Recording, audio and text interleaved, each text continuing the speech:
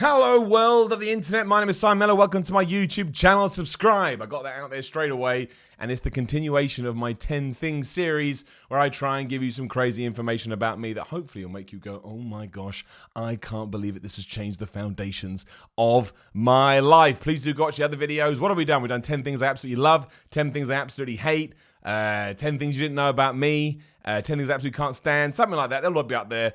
Just go find them. I'll make sure there's cards and everything like that, and all the links will be in the description below.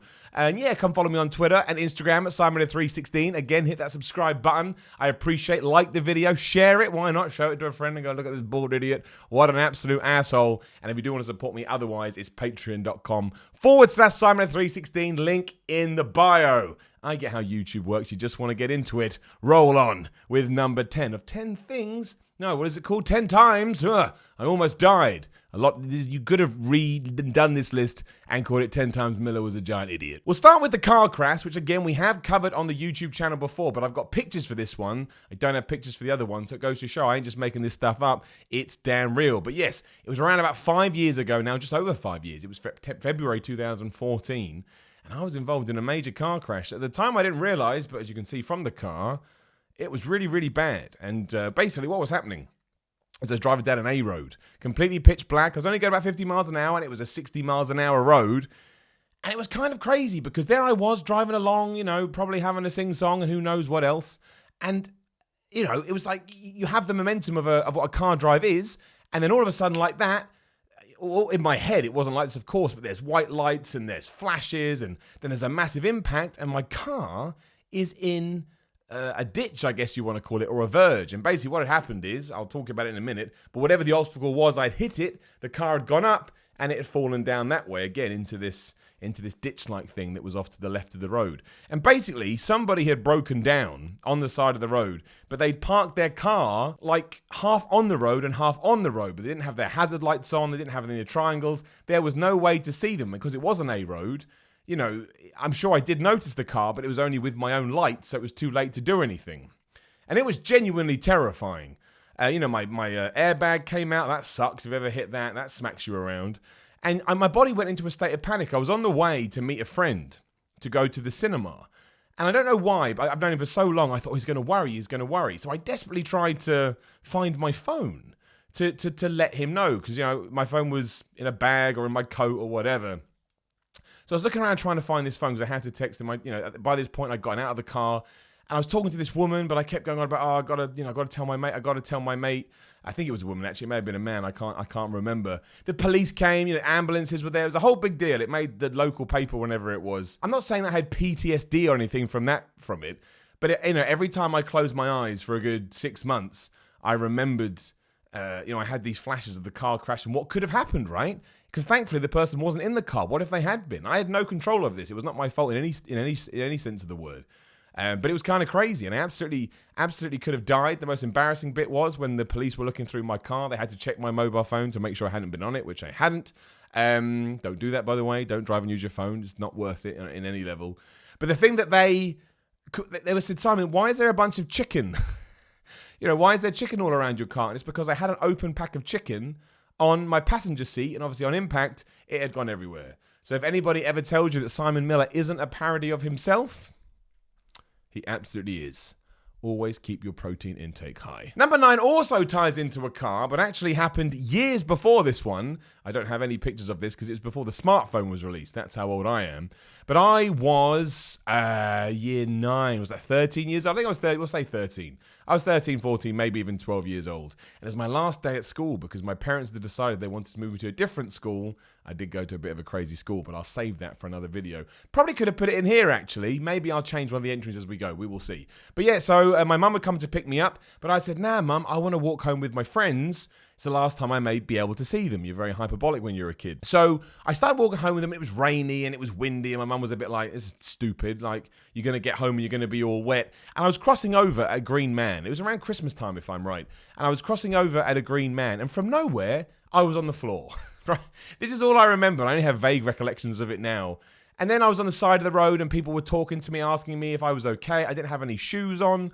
One of the guys tending to me was called Mark Hughes, and I liked that because Mark Hughes was a big football player back then. I was an Arsenal fan, but I was like, oh, Mark Hughes, I think he was at Chelsea at the time. And what had transpired was a dude had just ignored the green man. He had hit me at a relatively fast speed, and then he'd driven up to the curve, and he had driven off. So the reason I had no shoes on, because in impact, I'd done a little flip, and it had sent my shoes flying down the road. A friend of mine, who I don't even speak to anymore, which sucks, called Gavin DeVere Gore, had to go and get my shoes.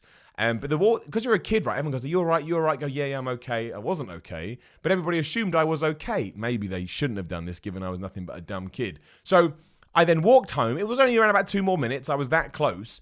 But of course, when you knock on the door and your mother is already mad at you and go, "Mum, I've been hit by a car," she was like, "No, you haven't. Like, you're just trying to get out of being told off because I told you to let me drive you home and you said no." So I went to my mum still feels terrible like this. I mean, she really, really does. I went to my room and I laid there just wailing and hollering. And eventually she came in and she just, I showed her all the bruising down my side. This sounds like a long time. This is like 30 seconds. It didn't last long at all. I'm exaggerating it a little bit. Went to hospital, got checked out. Best thing that ever happened to me when I was a kid, because the doctor said to me, he really should have some broken bones, and turned to me and went, "You must be a superhero." I took that literally.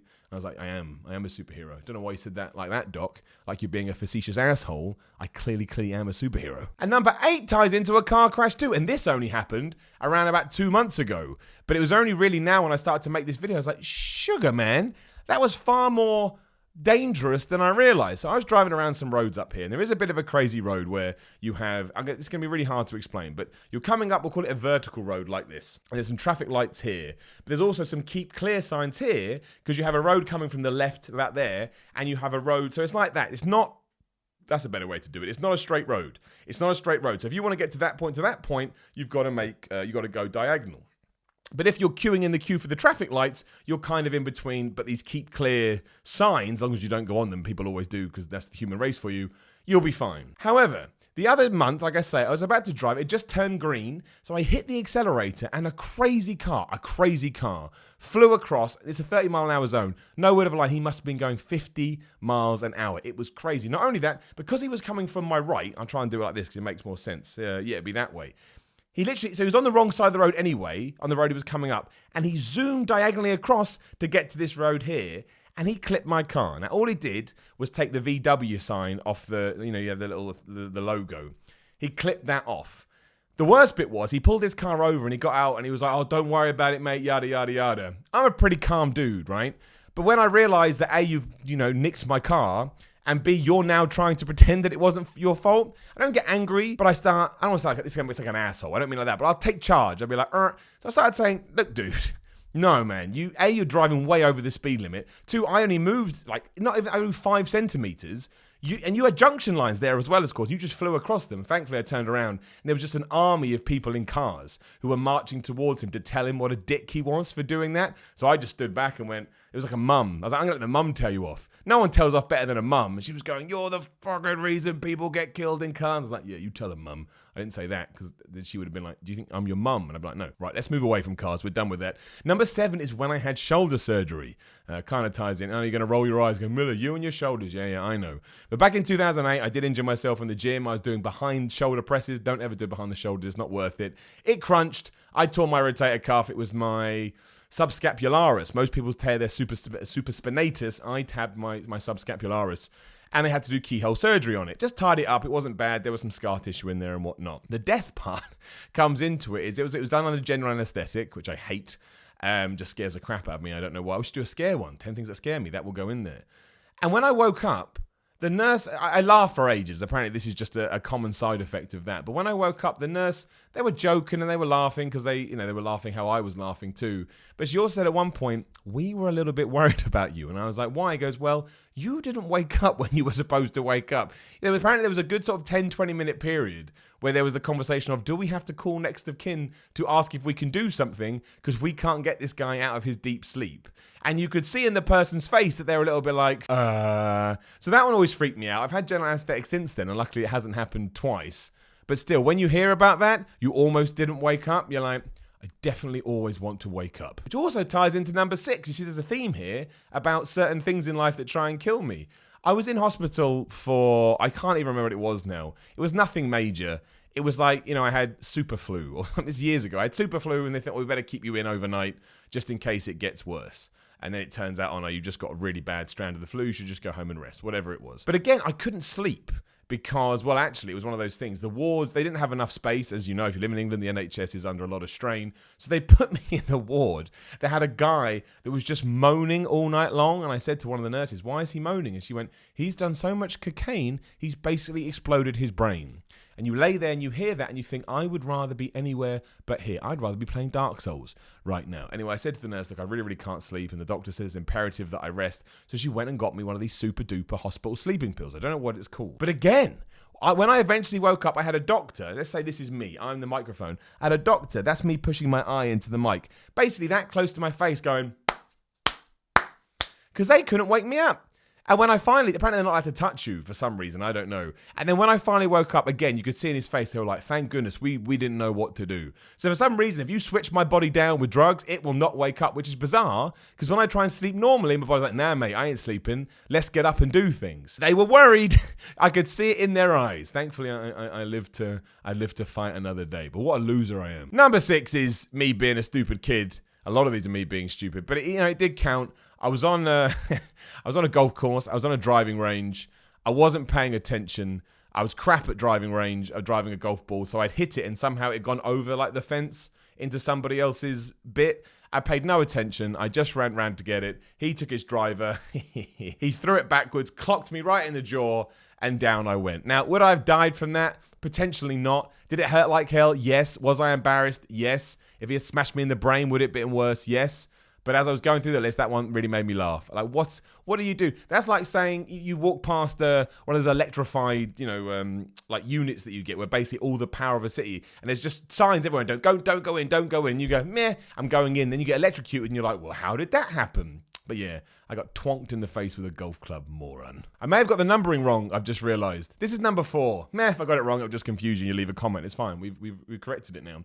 Number 4 actually isn't me, but when I was thinking about the golf club story, it reminded me of my dad's story, and I was like, well, I got to tell it because it's too funny. It's not funny, but it's terrifying.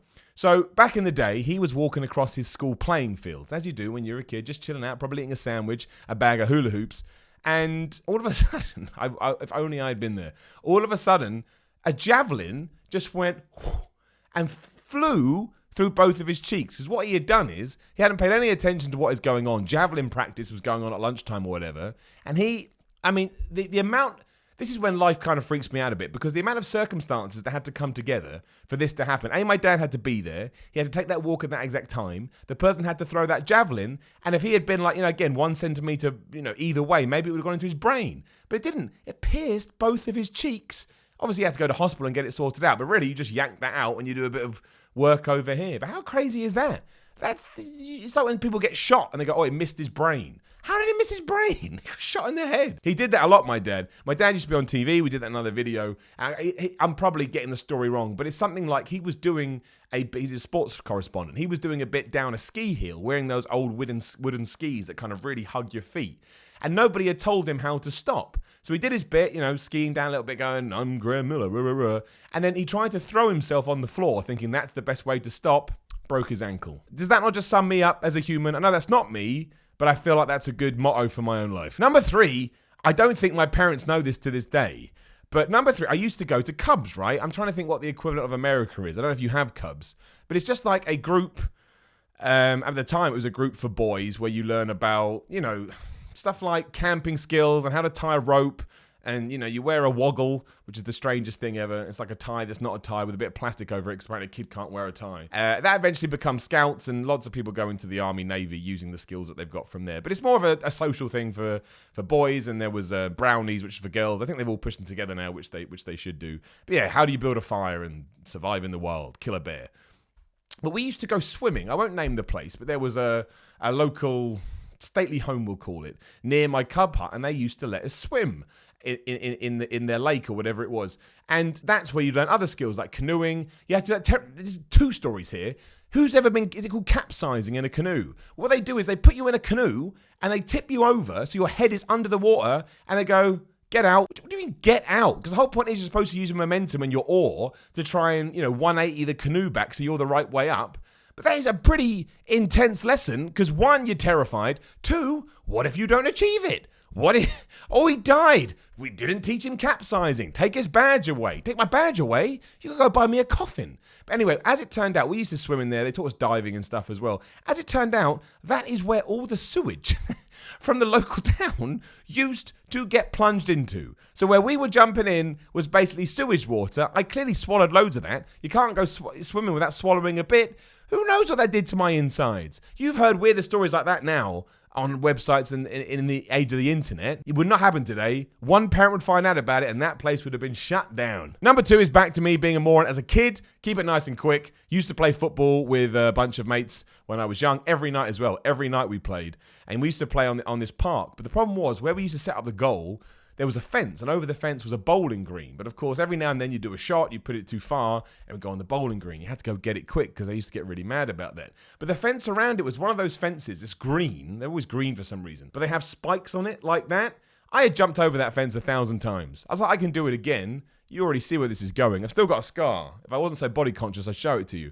But I went to jump over, slipped, and I just impaled myself right on that thing. It's I just talked about the bullet in the brain thing, how it missed anything. It didn't go that deep at all. Given that I was still a kid, I weighed a little. I wasn't a fat kid, but a human being, no matter what age they are, weighed something of force. And I was just hanging there on a spike. And I think it was my brother, or whoever it was, had to call an ambulance. They had to come pop me off. Still got a scar on my stomach. Deserved it. Number 1, again, goes back to it must have been high school days. I went to a barbecue. And I even remember the girl's name, even though I haven't chatted to her in like 10 years. But I won't name it because that's not fair. But she had cooked some chicken on this barbecue. And it was going around. And there was a bit of chatter like, I don't think we should be eating this chicken. It's a bit pink. And I was like, I'm pretty sure pink chicken on a barbecue is just the meat. Again, sometimes I have really stupid thoughts. I was really hungry was the main thing. I really wanted to eat. I just started bodybuilding here as well. So I was like, I don't want to miss my protein because everyone had hammered in my brain how important it was to eat. So I ate this whole bit of chicken. Man, that was 100% not cooked chicken. I was awfully sick afterwards. I poisoned my body. And I don't know if anyone's ever died from eating uncooked chicken, but I remember how bad I felt and how worried. I remember that being like, I'm going to die. Because as soon as you have the revelation of what you've done, you're like, this is the end. And I ate uncooked chicken, and it would have been all on me. What a shit way to go. How did Miller die? Well, he just decided to ignore basic food rules because he was hungry and he wanted to grow his muscles. I would have deserved to die. I would have said, don't even give me a grainstone. Just dump my body in like a bin and put the bin on the floor. And then have a little sign that says, here lies the bin idiot. Oh, what could I have done? That's it. That's 10 times I almost died. There is another one, but I'm going to tie that into another video because it came to me, a memory. Where do these memories come from? I don't know. Please leave a comment below. Give me some new ideas about other things I can do here because I will run out eventually. Like, share, subscribe. Again, patreon.com/Simon316 is where you can support financially. Don't have to. Always throw it out there. Instagram, Twitter @Simon316. Come give me a follow. More importantly, thank you for watching. I like doing these. They're daft, but hey, they're fun. See you soon.